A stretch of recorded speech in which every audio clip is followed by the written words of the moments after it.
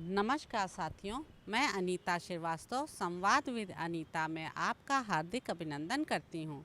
श्रीमद् वाल्मीकि रामायण में आज का प्रसंग है श्री राम आदि का मिथिलागमन, राजा जनक द्वारा विश्वामित्र का सत्कार तथा उनका श्री राम और लक्ष्मण के विषय में जिज्ञासा करना एवं परिचय पाना।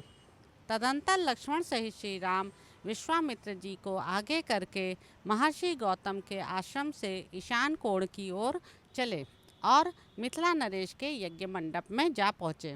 वहाँ लक्ष्मण सहित श्री राम ने मुनिश्रेष्ठ विश्वामित्र से कहा, महाभाग महात्मा जनक के यज्ञ का समारोह तो बड़ा सुंदर दिखाई दे रहा है। यहाँ नाना देशों के निवासी सहस्त्रों ब्राह्मण जुटे हुए हैं जो वेदों के स्वाध्याय से शोभा पा रहे हैं।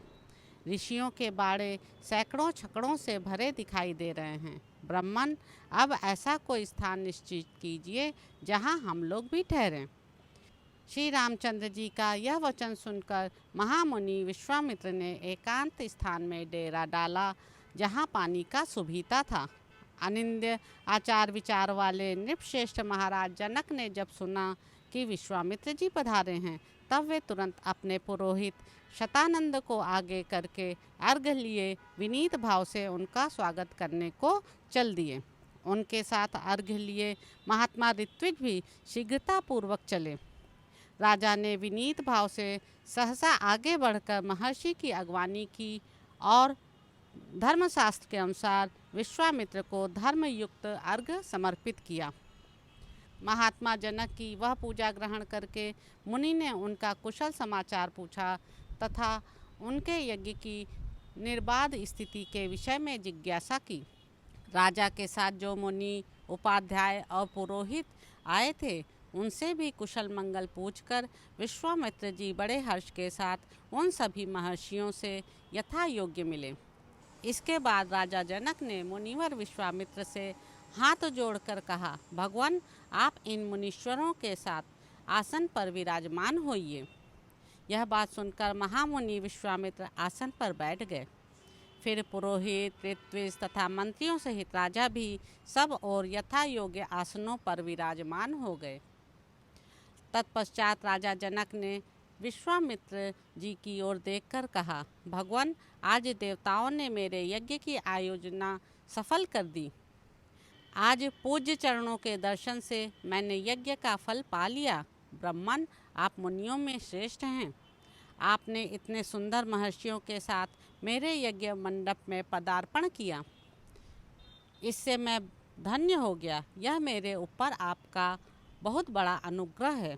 महर्षि मनीषी ऋत्विजों का कहना है कि मेरी यज्ञ दीक्षा के 12 दिन ही शेष रह गए हैं। अतः कुशिक नंदन 12 दिनों के बाद यहाँ भाग ग्रहण करने के लिए आए हुए देवताओं का दर्शन कीजिएगा।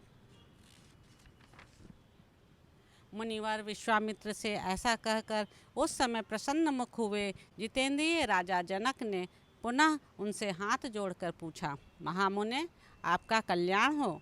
देवता के समान पराक्रमी और सुंदर आयुध धारण करने वाले ये दोनों वीर राजकुमार, जो हाथी के समान मंद गति से चलते हैं, सिंह और सांड के समान जान पड़ते हैं, प्रफुल्ल कमल दल के समान सुशोभित हैं, तलवार, तरकश और धनुष धारण किए हुए हैं, अपने मनोहर रूप से अश्विनी कुमारों को भी लज्जित कर रहे हैं, जिन्होंने अभी अभी यौवनावस्था में प्रवेश किया है तथा जो स्वेच्छानुसार देवलोक से उतरकर पृथ्वी पर आए हुए 2 देवताओं के समान जान पड़ते हैं, किसके पुत्र हैं और यहाँ कैसे, किस लिए अथवा किस उद्देश्य से ही पधारे हैं।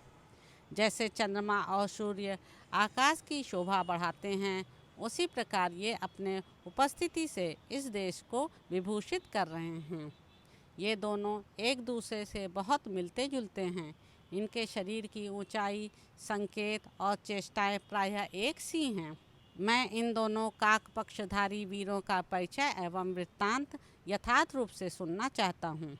महात्मा जनक का यह प्रश्न सुनकर अमित आत्मबल से संपन्न विश्वामित्र जी ने कहा, राजन, ये दोनों महाराज दशरथ के पुत्र हैं।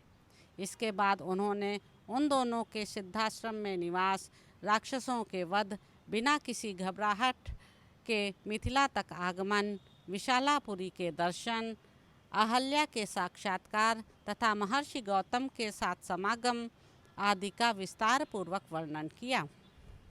फिर अंत में यह भी बताया कि ये आपके यहाँ रखे हुए महान धनुष के संबंध में कुछ जानने की इच्छा से यहाँ तक आए हैं।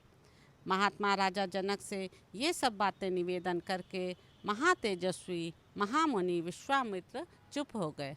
तो इस प्रकार साथियों, बालकांड में निहित 50वां सर्ग यहाँ पर समाप्त होता है। इसके अगले अंक में आप जानेंगे कि शतानंद के पूछने पर विश्वामित्र का उन्हें श्री राम के द्वारा अहल्या के उद्धार का समाचार बताना तथा शतानंद द्वारा श्री राम का अभिनंदन करते हुए विश्वामित्र जी के पूर्व चरित्र का वर्णन।